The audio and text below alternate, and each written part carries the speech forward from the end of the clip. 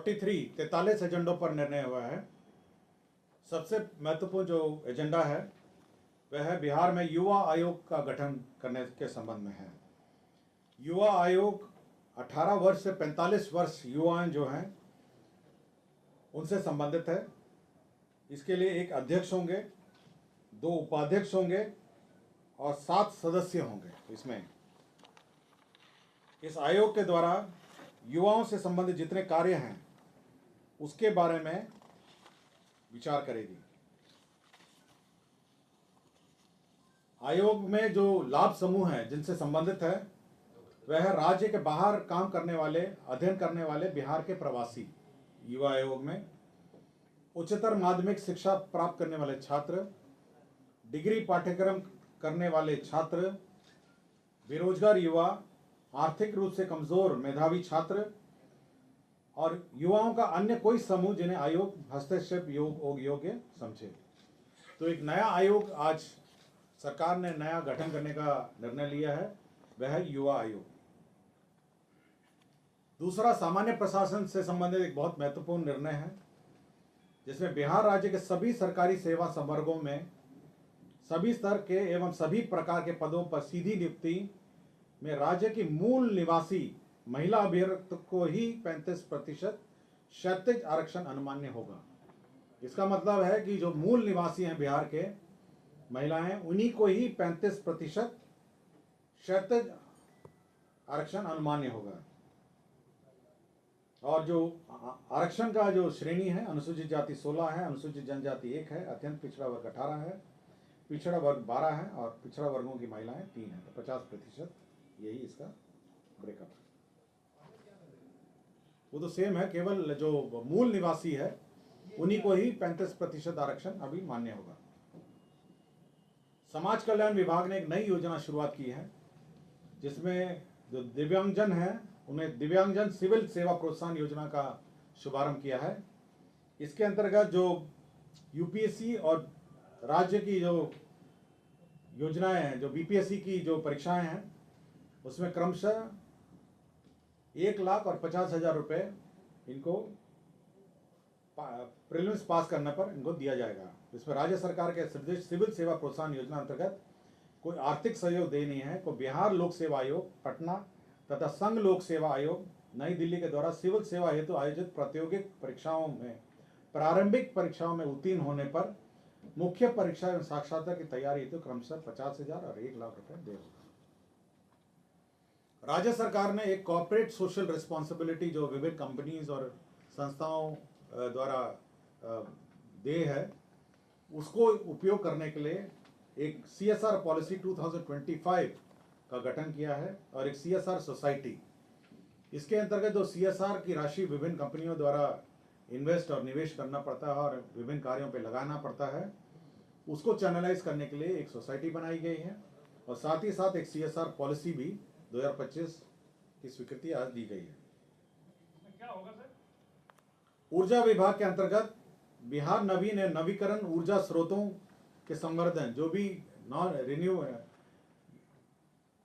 नवीन एवं नवीकरणीय renewable energy स्रोत हैं, उसको उपयोग करने के लिए एक नीति बनाई गई है 2025। इसके अंतर्गत किन किन ज़मीनों पे लगने हैं, किस किस भूमियों पे लगने हैं, कैसे इसका चैनलाइजेशन होगा, कैसे इसका पावर परचेजेस होगा, इसके बारे में एक विस्तृत नीति राज्य सरकार ने आज 2025 स्वीकृत किया है। पेट्रोलियम एवं प्राकृतिक गैस विनियमन बोर्ड अधिनियम 2006 के आलोक में स्वच्छ एवं पर्यावरण के अनुकूल ऊर्जा की आवश्यकता के मद्देनजर प्राकृतिक गैस, नेचुरल गैस को विकल्प के रूप में चयनित किए जाने हेतु बिहार शहरी गैस वितरण नीति, जो टाउन में जो शहरी क्षेत्रों में गैस वितरण नीति 2025 की स्वीकृति दी गई है। सिटी गैस डिस्ट्रीब्यूशन नेटवर्क कैसा होगा, क्या होगा, PNG कैसे प्रयोग किया जाएगा, इसके बारे में एक विस्तृत नीति राज्य सरकार ने स्वीकृत की है। अनुसूचित जाति अनुसूचित जनजाति कल्याण विभाग में 720 आसन का एक आवासीय विद्यालय मसानी अंचल चैनपुर और कोलुआ अंचल अधौरा जिला कैमूर में स्वीकृत किया गया। आपको याद होगा कि कुछ दिन पहले जीविका के लिए एक अलग से बैंक का की स्वीकृति दी गई थी बिहार राज्य जीविका निधि साख सहकारी संघ लिमिटेड एक कोऑपरेटिव बैंक का गठन किया गया था। इसी में शेयर कैपिटल के रूप में 105 करोड़ 105 करोड़ रुपए इसमें निवेश किया गया है और इसके लिए आकस्मिकता निधि से अग्रिम की निकासी की गई है। पशुपालन में जो ग्रुप डी हैं, जो उनको उनकी जो सेवा प्राप्त करने के लिए आउटसोर्सिंग एजेंसी के माध्यम से 58 करोड़ 56 लाख 34 हजार रुपये स्वीकृत किए गए हैं। ये 25-26 में पशु चिकित्सा सेवाएं या पशु स्वास्थ्य योजना के तहत यह स्वीकृत किया गया है। इस योजना के अंतर्गत रबी में गेहूं बीज विस्थापन दर को वृद्धि करने के लिए 65 करोड़ योजना की स्वीकृति दी गई है। वित्तीय वर्ष 25-26 में प्रधानमंत्री राष्ट्रीय कृषि विकास योजना अंतर्गत रबी दलहन चना प्रोत्साहन योजना को कार्यान्वयन हेतु 30 करोड़ 31 लाख 11 हजार रुपये इसमें स्वीकृत किया गया है। Digital agriculture national e governance plan कृषि के अंतर्गत डिजिटल क्रॉप सर्वे के प्रभावी कार्यान्वयन एवं अनुश्रवण हेतु क्षेत्रीय कार्यालयों में कार्यरत डेटा एंट्री ऑपरेटर कार्यपालक सहायकों के मानदेय भुगतान हेतु 33.24 करोड़ स्वीकृत किया गया। कृषि विभाग के अंतर्गत ही केंद्रीय प्रोजेक्ट प्रधानमंत्री कृषि सिंचाई योजना के अंतर्गत प्रति बूंद अधिक फसल अंतर्गत सूक्ष्म सिंचाई के लिए 140 करोड़ 66 लाख रुपए व्यय होंगे। वन एवं पर्यावरण विभाग द्वारा जो सीमा के बिहार की सीमा में जो रक्त चंदन का लकड़ी जब्त हुआ है उसका ऑक्शन जो है MSTC लिमिटेड भारत सरकार का उपक्रम है, उसके माध्यम से करने का निर्णय हुआ है। विधि विभाग में बिहार विधायी कार्य सेवा भर्ती प्रोन्नति सेवा शर्त निरसन नियमावली 2025 और बिहार विधि भर्ती प्रोन्नति सेवा निरसन नियमावली 2025 की स्वीकृति हुई है। स्वास्थ्य विभाग में बिहार खाद्य संरक्षण सेवा खाद्य संरक्षण संवर्ग नियमावली 2025 का गठन हुआ है। स्वास्थ्य विभाग में ही बिहार खाद्य संरक्षण सेवा खाद्य विश्लेषण संवर्ग नियमावली 2025 का गठन हुआ है। वित्त विभाग में जो स्कीमों का शक्तियां स्वीकृत करने की शक्तियां हैं उसमें संशोधन हुआ है और उसमें नए कंडिका 8ख एवं 8ग के रूप में प्रतिस्थापित किए गए हैं।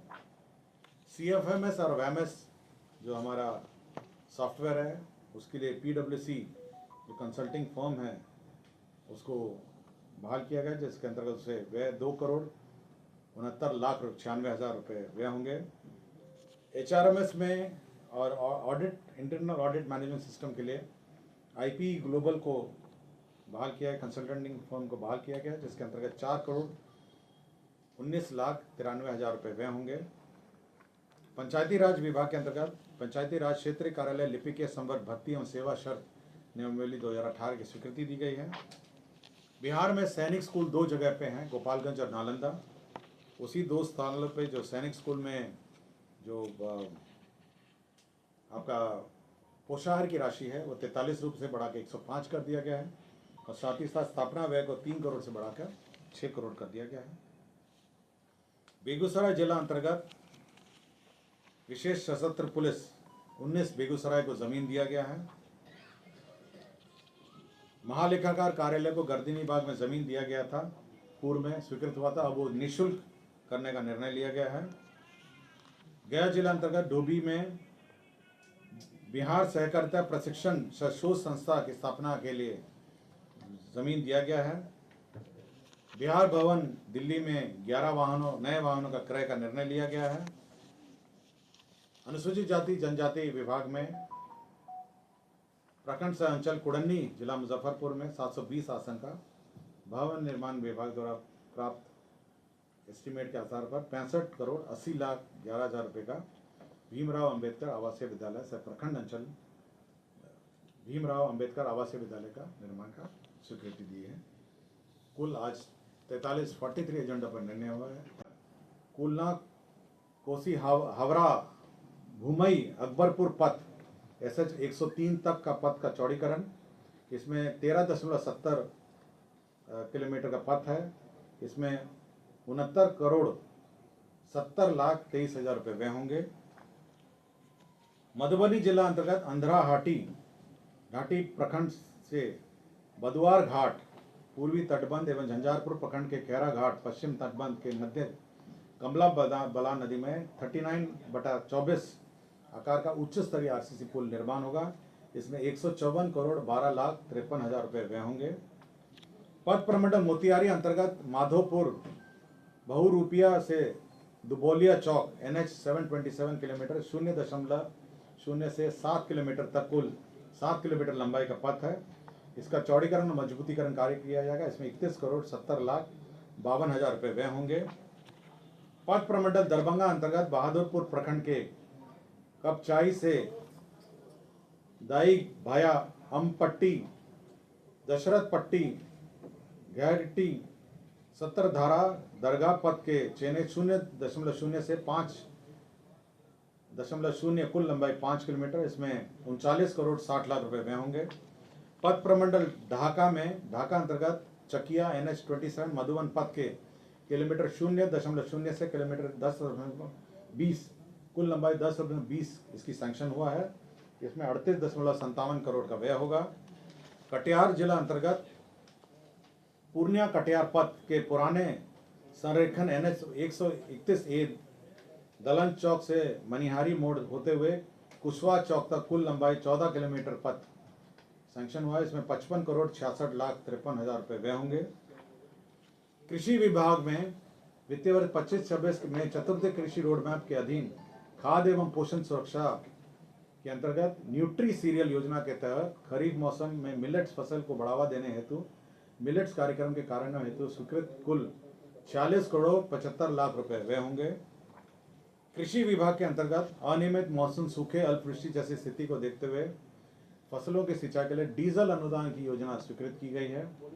इसमें धान, मक्का, जूट, दलहन, तेलहन, मौसमी सब्जी, औषधि और सुगंधित पौधों की सिंचाई के लिए 100 करोड़ डीजल अनुदान के लिए स्वीकृत किया गया है। विभाग का एक ब्रिज स्वीकृत किया गया है पुल, जिसमें समस्तीपुर जिला अंतर्गत कार्य प्रमंडल रोसड़ा अंतर्गत सिंगिया प्रखंड के अधीन करे नदी माहे घाट पर माहे से भटंडी मोड़ पर उच्च स्तरीय आरसीसी पुल निर्माण। इसमें 65 करोड़ 1 लाख 61 हजार रुपये व्यय होंगे। पथ निर्माण विभाग की अनेक योजनाएं स्वीकृत हुई हैं, जिसमें सबसे महत्वपूर्ण जो योजना है वह पथ प्रमंडल नवादा अंतर्गत हिसुआ बाईपास। हिसुआ आपको याद होगा, हिसुआ नवादा जिले का एक प्रमुख शहर है, जिसमें हिसुआ बाईपास की स्वीकृति हुई है। यह करीब 2.9 किलोमीटर का होगा और इसमें 35 करोड़ 29 लाख 35,500 रुपये इसमें व्यय होंगे और अब हिसुआ बाजार में जो जाम लगता था उसको निजात मिलेगा।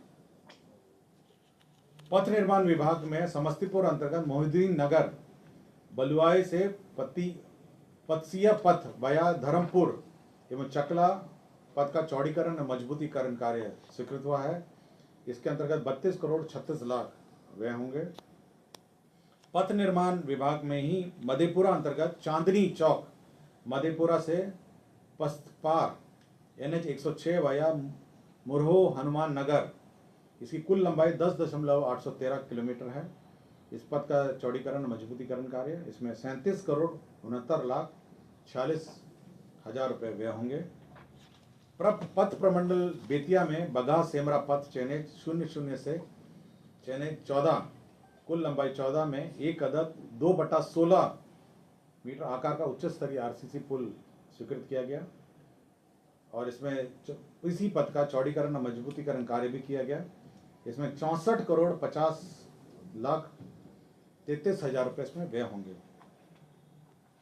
पथ प्रमंडल गोपालगंज के अंतर्गत बरौली सुरवल मोड़ से नूतन मोड़ वाया कल्याणपुर कुल लंबाई 7.70 पथ का चौड़ीकरण एवं मजबूतीकरण कार्य हेतु रुपये 35.56 करोड़ इसमें व्यय होंगे।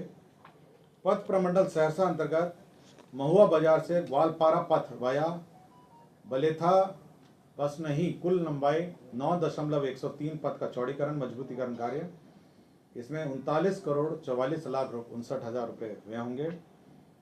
पथ पर बहुत सिंपल है। महिला आरक्षण में यही है कि जो महिलाओं का आरक्षण होगा वो बिहार के निवासियों के लिए ही लागू होगा। अगर कोई महिला अन्य राज्यों से अप्लाई करती हैं उसको जनरल के रूप में ट्रीट किया जाएगा। बहुत ही सिंपल है। नहीं कंफ्यूज, ये बिल्कुल स्पष्ट था कि 35% जो आरक्षण है वो केवल महिलाओं, इवन इन जनरल कोटी में भी जब 35 होगा तो केवल हमारी जो राज्य की जो महिलाएं हैं उन्हीं के लिए लागू होगा। हाँ यस, अब जब भी आरक्षण का लाभ लेना पड़ेगा ये महिला कोटि का, तो बिहार की महिलाओं को ही मिलेगा, मतलब महिलाओं के लिए, महिला आरक्षण के लिए। हाँ बाकी अन्य राज्यों की महिलाएं जनरल कोटि में अपना अप्लाई कर सकती हैं, अनारक्षण में अप्लाई कर सकती हैं, लेकिन जब भी आरक्षण का लाभ लेना होगा तो महिला, बिहार की महिलाएं